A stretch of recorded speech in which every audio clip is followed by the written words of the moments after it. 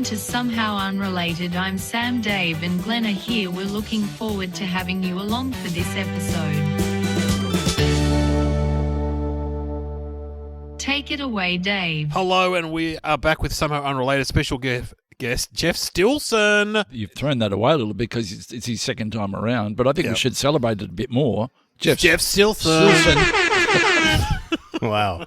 Oh, dear. The air horns. Oh. You know, Jeff is a legend of comedy. He's American, but he lived here for a while, but that's how we know him. But he's back in the States, and you worked on Letterman? I started on Letterman, yeah. That was way back in the day. That was my first writing job. Did you work on Letterman while you were here as well? I used to do appearances on the show as a stand-up, and I did them on the show before I was a writer. I started in 89. I became a writer in 93. And then I think my last Letterman was in 2010 or 2011. This is a lame little statistic, but I did them in 4 different decades. That's incredible. You're like a footballer who's played in 3 decades of football. They say that about some 4. footballers.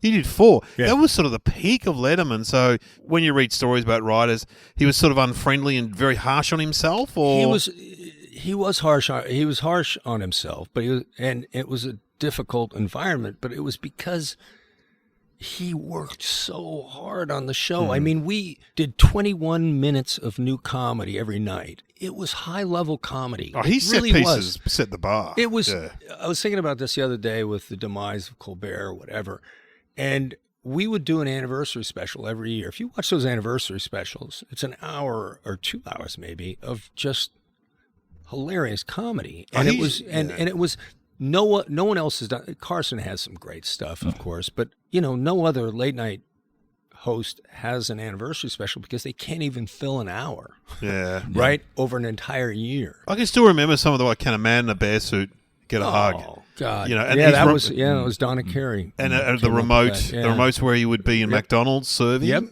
fantastic. Well, no one does remotes like Dave. Dave was the thing about writing for Dave was you'd write something, you go, well, that's pretty good, and then he'd do it, and it was always better than it was written. He made everything funnier. Yeah, that's great. I got to work with a few people who were at their peak when I was working with them. Letterman was one. Ellen DeGeneres was one. Chris Rock was one. Did Ellen make you dance? Oh God, no. But so you worked on the Ellen DeGeneres show? I worked not on that show. I worked on one of her sitcoms, and I worked with her on the Academy Awards and the Emmys. Oh, yeah. She was a great stand-up. And I knew her as a stand-up. That's how I met her. We were stand-ups. Yeah. At the end, people said she was pretty awful. But I knew her from back in the day when she was a stand-up, and I got along great with her. I will admit things got harder down the road. She was so funny that you kind of, a lot of times in comedy, you have to say, all right, this person's difficult, but the product's going to be amazing. Yeah. Sasha Baren Cohen was that way. Oh, you worked with him? I worked on he was the on front Ali line. G show, yeah. Tell me about, Are you working on the Ali G show? Yeah. Second year in the station. I love Ali G show.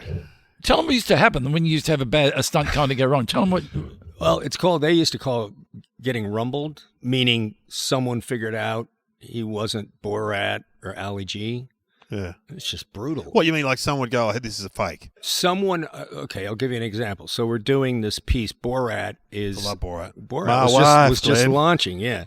So Nashville has an opera. So Borat, the premise of the piece is Borat wants to learn about opera. Yeah. He's in Nashville. the United States from Kazakhstan. And so he liked to do bigger pieces, Sasha did, not just interviews. Sometimes he wanted to do a bigger piece. So that's what this was. And we're in the Nashville Opera House, and Borat's interviewing people, and it's, it's the usual Borat thing. I like, and my wife.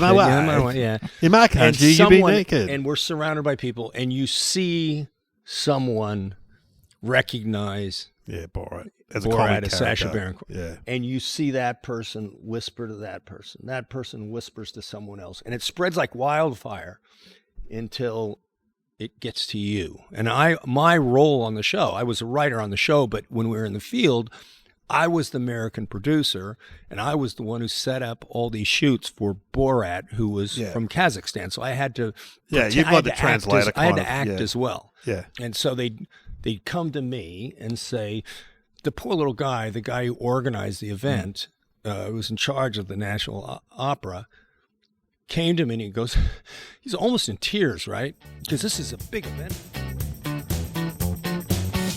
Hear the full episode and all the other subscriber-exclusive episodes, and get Somehow Related and the Junkees with David O'Neill and Kitty Flanagan ad-free included in the subscription. Thanks to everybody who's already subscribed.